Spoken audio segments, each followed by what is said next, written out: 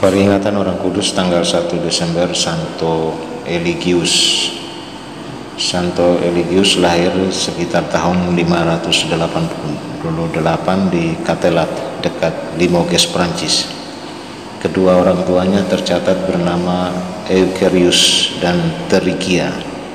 Sebelum menjadi uskup, ia adalah seorang pandai emas dan pencetak uang logam yang sangat terampil di kota Prancis, Paris. Suatu hari Raja Clotaire II mengirimkan emas dan permata kepada Eligius supaya ia membuatkan sebuah singgasana kerajaan. Ternyata Eligius malah membuatnya 2 buah singgasana karena emas dan permata yang raja kirimkan terlalu berlebihan. Dengan berlaku demikian, Eligius berusaha supaya tetap jujur dengan tidak mau mengambil emas dan permata milik raja. Raja sangat terkesan dengan hasil pekerjaan dan kejujurannya. Karena itu ia diangkat menjadi kepala percetakan uang logam kerajaan dan menjadi anggota keluarga kerajaan.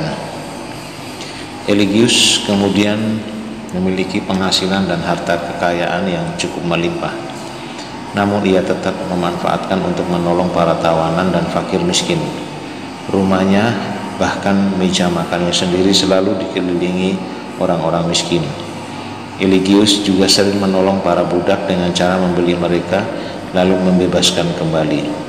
Salah seorang budak yang dibebaskannya adalah Santo Tilo dari Salignac. Di samping pandai mencetak uang logam, ia gemar membuat relikuari yang indah sebagai tempat penyimpanan relikwi para kudus.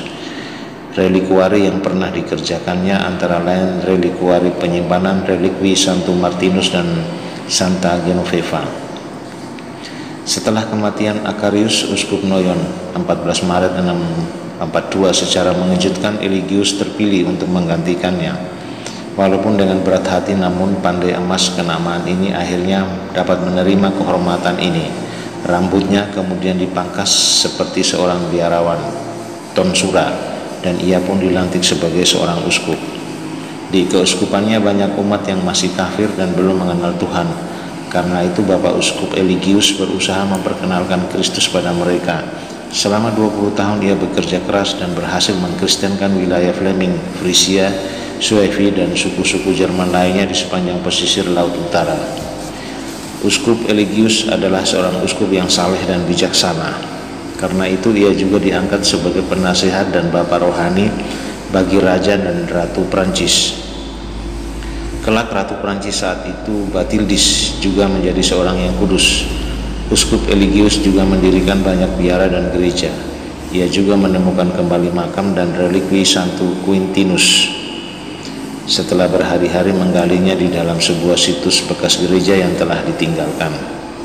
Segera setelah penemuan ini, ia membangun sebuah basilika yang sangat megah untuk menghormati Santo Quintinus di situs tersebut.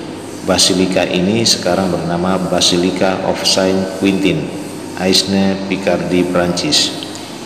Santo Eligius tutup usia dengan tenang 1 Desember 660 di Noyon dan dimakamkan di Katedral Noyon, Prancis.